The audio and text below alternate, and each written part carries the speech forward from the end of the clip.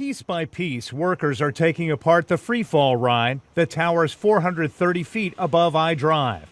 Last March, 14-year-old Tyree Sampson fell to his death from one of the seats as the carriage descended. 2 bills have been filed in the wake of his death and are being debated right now in Tallahassee.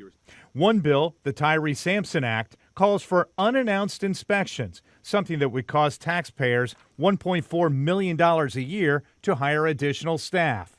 It also calls for stricter ride safety requirements, more employee training, and mandatory notification to the state if mechanical adjustments are made. And also to say to the family that we recognize the value and the loss that they feel in terms of their son.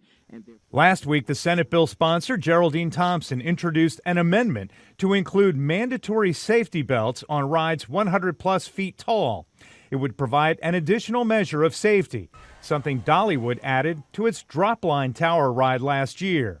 That ride is made by the same manufacturer as the Freefall. We should not put profit over people. You put in an additional restraint that could have safeguarded the life of Tyree Sampson, and that's why that's so important. If that happens again, the only thing that would save any of our children or any of us is to have a secondary restraint. Senator Thompson? Yes.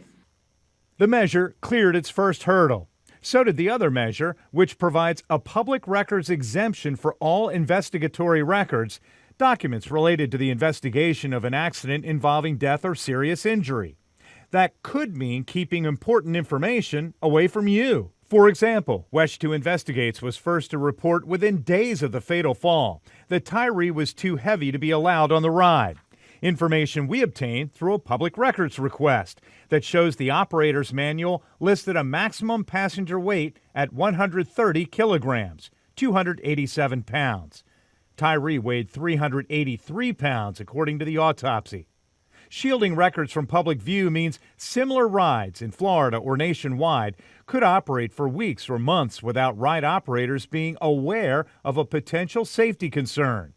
The Sampson legal team opposes this measure.